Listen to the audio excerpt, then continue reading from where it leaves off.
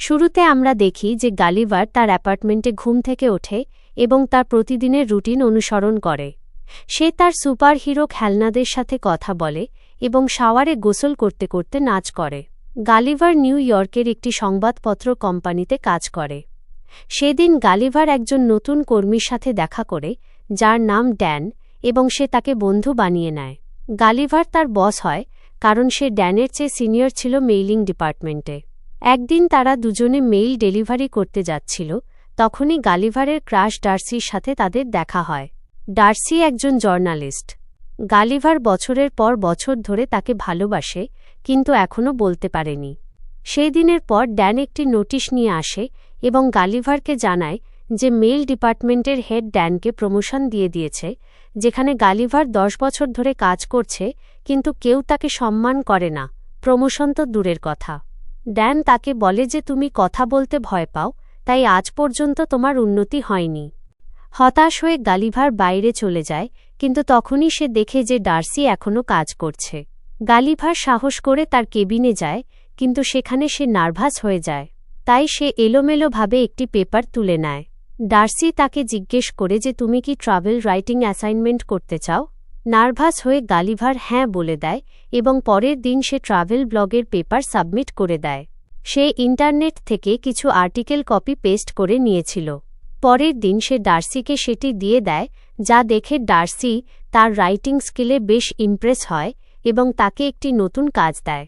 সে বলে যে তুমি বারমুডা ট্রায়াঙ্গলে যাও এবং সেখানে নিখোঁজ হওয়া জাহাজগুলোর ওপর আর্টিকেল লেখো। ডার্সিকে ইমপ্রেস করার চক্করে গালিভার রাজি হয়ে যায় এবং ডার্সিও তার জন্য বোটের ব্যবস্থা করে দেয়। পরের দিন গালিভার বারমুডা ট্রায়াঙ্গলের জন্য রওনা হয় এবং সেখানে একজন লোকের সাথে দেখা করে যে গালিভারের জন্য একটি বোটের ব্যবস্থা করেছিল। সে তাকে বলে বোট কিভাবে চালাতে হবে। যাত্রা খুব সহজ ছিল, কারণ বোটটি অটোমেটিক ছিল। এরপর গালিভার একাই বারমুডা ট্রায়াঙ্গলের দিকে এগিয়ে যায়। শুরুতে কয়েক ঘণ্টা সে বেশ এনজয় করে রোবট বানানোর বই পড়ে এবং পরে সে ঘুমিয়ে পড়ে। কিছুক্ষণ পর যখন তার চোখ খোলে, সে দেখে তার সামনে একটি বিশাল ঢেউ। সামুদ্রিক তুফান দেখে সে দ্রুত লাইফ জ্যাকেট পরে নেয় এবং মুহূর্তের মধ্যে একটি টর্নেডো তার বোটকে ভেতরে টেনে নেয়। কিছুক্ষণ পর যখন গালিভারের জ্ঞান ফেরে, সে তার শরীর নাড়াতে পারছিল না। যখন সে ঘাড় উঁচিয়ে দেখে, সে অবাক হয়ে যায় যে তার বুকের ওপর ছোট ছোট মানুষ উঠে আছে। তাদের লিডার নিজেকে কমান্ড্যান্ট এডওয়ার্ড অফ লিলিপুট হিসেবে পরিচয় দেয়। যখন ক্যামেরা জুম আউট হয়, আমরা দেখি অসংখ্য ছোট ছোট মানুষ তার চারপাশে দাঁড়িয়ে আছে এবং তারা তাকে কাঠ ও দড়ি দিয়ে মাটিতে বেঁধে রেখেছে। কমান্ড্যান্ট গালিভারকে একটি দানব বলে ডাকে। গালিভার খুব সহজেই নিজেকে মুক্ত করে নেয়। সে ভাবে সে স্বপ্ন দেখছে এবং চোখ বন্ধ করে নেয়। এডওয়ার্ড সৈন্যদের আদেশ দেয় একে নিচে ফেলে দাও, এবং সৈন্যরা তাকে নিচে ফেলে দেয়, ফলে গালিভার অজ্ঞান হয়ে যায়। যখন তার জ্ঞান ফেরে, সে দেখে তাকে একটি গাড়িতে বেঁধে লিলিপুট কিংডমে নিয়ে যাওয়া হচ্ছে। লোকজন দানবকে দেখার জন্য ঘর থেকে বেরিয়ে আসে। সেখানে গালিভারকে লিলিপুটের রাজা থিওডোরের সামনে পেশ করা হয়। কিন্তু রাজার মেয়ে প্রিন্সেস মেরি তার অবস্থা দেখে দুঃখ পায় এবং এডওয়ার্ডকে জিজ্ঞেস করে তার ওপর এত কড়াকড়ি করা কি জরুরি। এডওয়ার্ড জানায় যে সে আমাদের শত্রু রাজ্য ব্লে ফুস্কুর গুপ্তচর। অবশেষে গালিভার কথা বলে এবং রাজাকে জিজ্ঞেস করে আমি কোথায় আছি। রাজার সেক্রেটারি জানায় তুমি বিশ্বের শ্রেষ্ঠ সাম্রাজ্য লিলিপুটে আছো। পরের দিন আমরা দেখি গালিভারকে একটি জেলে আটকে রাখা হয়েছে। সেখানে সে অন্য এক কয়েদির সাথে দেখা করে, যার নাম হোরাশিও। এডওয়ার্ড তাকে সেখানে বন্দী করে রেখেছিল। এডওয়ার্ড সেখানে এসে তাকে হুমকি দেয় যে সে চাইলে সারা জীবন তাকে সেখানে আটকে রাখতে পারে। এরপর এডওয়ার্ড তাদের খেতে নিয়ে যায় চাষ করার জন্য, কিন্তু তখনই তাদের শত্রু রাজ্য ব্লে ফুস্কু আক্রমণ করে। তাদের পরিকল্পনা ছিল প্রিন্সেসকে অপহরণ করে প্রাসাদে আগুন ধরিয়ে দেওয়া। এডওয়ার্ড প্রাসাদের দিকে দৌড়ায় এবং সৈন্যদের আদেশ দেয় কেউ রাজকুমারীকে বাঁচাবে না, শুধু আমি বাঁচাব। কিন্তু হোরাশিও গালিভারকে বলে এডওয়ার্ড সময় মতো পৌঁছাতে পারবে না। তখন গালিভার খুব সহজেই ব্লে ফুস্কুর সৈন্যদের তুলে আছাড় মারে এবং প্রিন্সেস মেরিকে বাঁচিয়ে নেয়। কিন্তু রাজা ও তার সেক্রেটারি আগুনে আটকে যায়। তাড়াহুড়ো করে রাজাকে বাঁচাতে গিয়ে গালিভার প্রাসাদের ওপর প্রস্রাব করে দেয়। আগুন নিভে যেতেই সবাই তালি দিতে থাকে এবং রাজাকে বাঁচানো হয়। এরপর রাজা হোরাশিওকে মুক্ত করে দেয় এবং গালিভারকে ধন্যবাদ জানিয়ে রাতে ভোজের আমন্ত্রণ জানায়। এগুলো দেখে এডওয়ার্ড খুব রেগে যাচ্ছিল। রাজা গালিভারকে জিজ্ঞেস করেন, তুমি কোথা থেকে এসেছ? গালিভার বলে, আমি ম্যানহাটন থেকে এসেছি। গালিভার প্রথমবার নিজেকে হিরো মনে করছিল, তাই সে নিজেকে প্রেসিডেন্ট বলে দাবি করে এবং সবাই তা বিশ্বাস করে নেয়, এডওয়ার্ড ছাড়া। এরপর লিলিপুটের লোক গালিভারের জন্য একটি বড় বাড়ি তৈরি করে, যাতে সে নিউ ইয়র্কের মতো করে থাকতে পারে। গালিভার একটি থিয়েটারও বানায় যাতে পুরো কিংডমের লোক বসতে পারে। সেখানে সে টাইটানিক ডুবে যাওয়ার ড্রামা দেখায় এবং বলে যে এগুলো সব তার সাথে হয়েছে। তার এত কঠিন জীবন দেখে সবাই অবাক হয়ে যায়। এডওয়ার্ড জিজ্ঞেস করে, তুমি বেঁচে গেলে কিভাবে? গালিভার বলে, আমাকে বাঁচিয়ে নেওয়া হয়েছিল। পরের দিন হোরাশিও প্রিন্সেসকে ইমপ্রেস করার জন্য গালিভারের সাহায্য নেয় এবং তাকে ইমপ্রেস করেও ফেলে। কিন্তু এডওয়ার্ডও প্রিন্সেসকে বিয়ে করার পরিকল্পনা করছিল। এদিকে সৈন্যরা গালিভারের বোট খুঁজে পায়।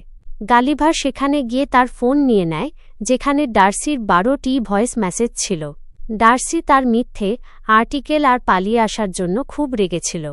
গালিভার ফিরে গিয়ে ডার্সির মুখোমুখি হতে চায়নি, তাই সে ঠিক করে যে সে সবসময় লিলিপুটে থেকে যাবে। এই বিষয়ে এডওয়ার্ড একদমই খুশি ছিল না এবং রাজা গালিভারকে জেনারেল বানিয়ে দেয়।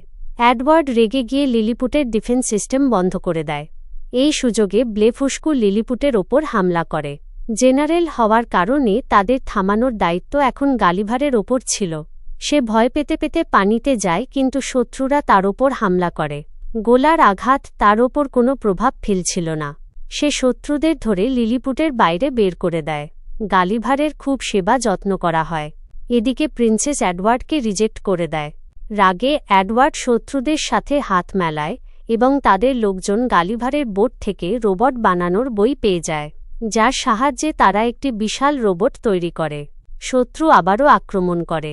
গালিভার আবারও ছোট ছোট মানুষের সাথে লড়াই করতে প্রস্তুত ছিল, কিন্তু সে অবাক হয়ে যায় যখন সামনে একটি বিশাল রোবট দেখে।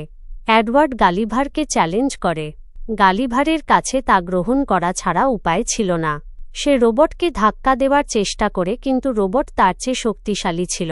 সেটি গালিভারের প্যান্ট ধরে তাকে তুলে নেয় এবং হার মানতে বলে। এরপর গালিভার রাজা ও সবাইকে সত্যিটা বলে দেয় যে সে মিথ্যে বলেছে। এরপর এডওয়ার্ড গালিভারকে এমন একটি দ্বীপে পাঠিয়ে দেয় যেখানে কেউ যাওয়ার সাহস করে না। গালিভারকে যখন সেখানে ছাড়া হয়, একটি বিশাল ছোট বাচ্চা তাকে ধরে ফেলে। গালিভার এখন এমন একটি দ্বীপে ছিল যেখানে তার চেয়েও বিশাল লোক ছিল। বাচ্চাটি তাকে খেলনা মনে করে বারবি হাউজে রেখে দেয়। এদিকে গালিভারকে খুঁজতে খুঁজতে ডার্সিও লিলিপুটে চলে এসেছিল। গালিভার সবাইকে বলেছিল ডার্সি তার প্রিন্সেস। এডওয়ার্ড তাকে চিনে ফেলে এবং তাকেও বন্দি করে নেয়। সে রাজা ও রানীর সাথেও দেখা করে। গালিভার হেরে যাওয়ার পর এডওয়ার্ড তাদেরও বন্দি করেছিল। এগুলো দেখে হোরাশিও গালিভারের কাছে যায় এবং সবকিছু জানায়। বাচ্চার কাছে একটি খেলনা সৈনিকের পোশাক ছিল, যা ব্যবহার করে গালিভার সেখান থেকে বেরিয়ে যায়। লিলিপুটে গিয়ে সে প্রথমে ডার্সির সাথে দেখা করে এবং তাকে বলে সে তাকে খুব ভালোবাসে। এরপর গালিভার ঠিক করে সে এডওয়ার্ডকে চ্যালেঞ্জ করবে, নিজের বাহাদুরির জন্য নয়, বরং লিলিপুটের মানুষের সাহায্যের জন্য। পরের দিন তারা একে অপরের সামনে আসে এবং লড়াই শুরু করে। রোবট দ্রুতই গালিভারের ওপর চড়াও হয়। হোরাশিও তাকে সাহায্য করার জন্য রোবটের ভেতরে ঢুকে পড়ে এবং এডওয়ার্ডকে হারায়। সে রোবটের পাওয়ার কাট করে দেয়, যার ফলে গালিভার খুব সহজেই রোবটটিকে হারিয়ে দেয়। সবাই খুব আনন্দিত হয় এবং হোরাশিওর বাহাদুরির কারণে তাকেও প্রিন্সেসকে বিয়ে করার অনুমতি দেওয়া হয়।